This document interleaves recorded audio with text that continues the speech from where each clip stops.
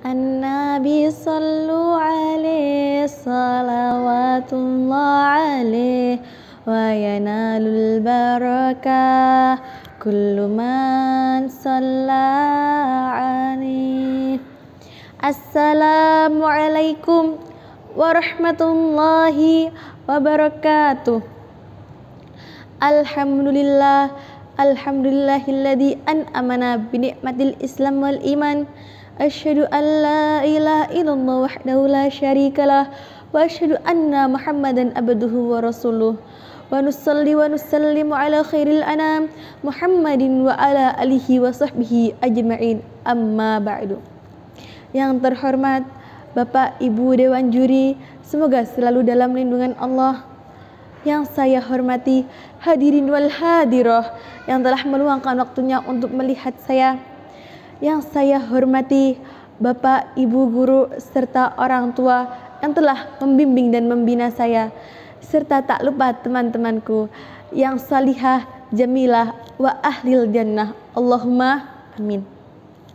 Marilah senantiasa kita bersyukur kepada Allah Subhanahu wa taala yang telah memberikan kita kesempatan sehingga kita masih bisa menghirup udara yang segar dan gratis ini. Salawat dan salam semoga tetap terlimpahkan kepada junjungan kita, panutan kita, inspirasi kita, yakni baginda Nabi Agung Muhammad sallallahu alaihi wasallam yang telah merelakan waktunya, jiwa raganya, dan juga nyawanya untuk membawa kita dari zaman gandum menuju zaman maknum, dari zaman merpati menuju zaman M3, dari zaman kuda menuju zaman beroda, dan pastinya menuju zaman yang penuh dengan kedamaian, ketenangan, keadilan, dan keindahan, yakni ad-dinul Islam.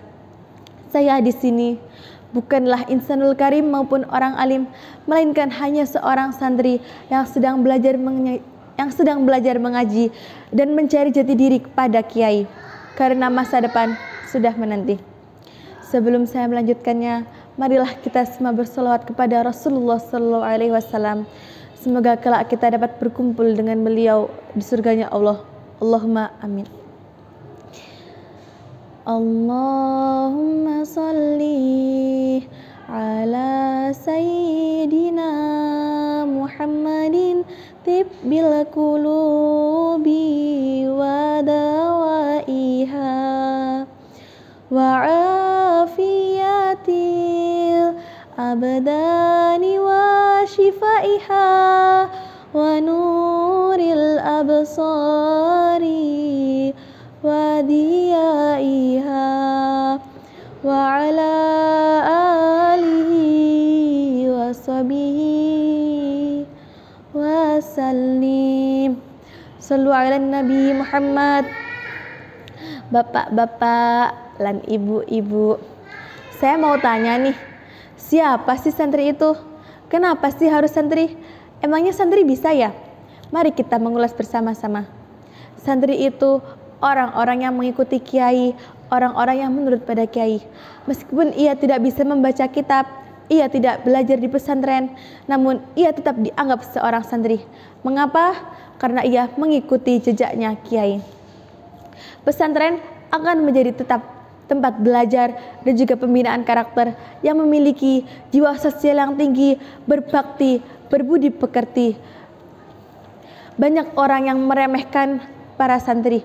Bahkan mereka menganggap santri itu jauh dari peradaban, santri itu jauh dari zaman. Tidak sedikit pula orang tua yang takut menyekolahkan anaknya di pesantren karena ia tidak yakin jika anaknya bisa sukses, jika anaknya bisa terjamin kehidupannya. Saya yakin pasti banyak orang yang berpikir seperti itu, namun kita tidak saling menyalahkan karena setiap orang memiliki pendapat dan pikiran yang berbeda. Padahal di pesantren kita akan menjadi lebih dewasa, mencintai antar sesama, lebih hemat, cermat, dan juga taat. Rek, ayo rek, mengaji bersama santri. Rek, ayo rek, mengabdi pada kiai. Santri juga ikut berpartisipasi dalam mewujudkan baldatun thayyibatun wa rabbun ghafur, bahwa ia mampu melakukan banyak sekali hal yang kreatif, inovatif, dan transformatif dengan berkolaborasi sebagai tanda bukti cinta tanah negeri. Bahkan santri juga menjadi elemen penting dalam terwujudnya generasi emas, generasi yang tidak hanya cerdas dalam intelektual, melainkan juga memiliki spiritual yang baik dan juga yang tinggi. Hal inilah yang dapat membawa kita menjadi Indonesia yang maju, Indonesia yang unggul, dan juga bermartabat di mata dunia. Status santri yang sudah diperjuangkan belasan bahkan puluhan tahun lamanya tidak akan menjadikan santri itu tidak diberi ujian oleh Allah. Bahkan Allah menegaskan dalam firman-Nya, Bismillahirrahmanirrahim.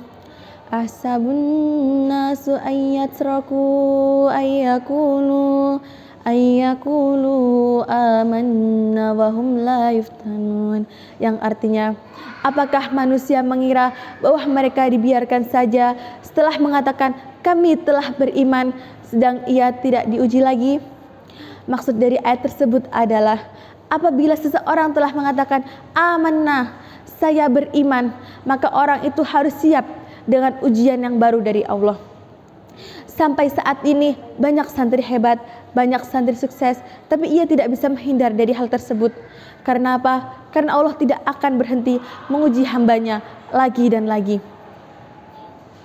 Banyak orang yang tidak menyukai kita, banyak orang yang tidak suka dengan apa yang kita lakukan. Jadi biarkanlah mereka berpikir negatif tentang santri. Jadikanlah itu sebagai motivasi guna membangun diri.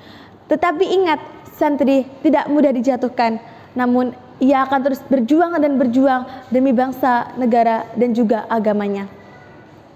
Sebagai negara yang memiliki mayoritas penduduk Islam terbanyak, marilah kita bersama-sama menjelaskan Islam yang sesungguhnya, Islam yang wasatiyah, dan Islam yang ahli sunnah wal jamaah.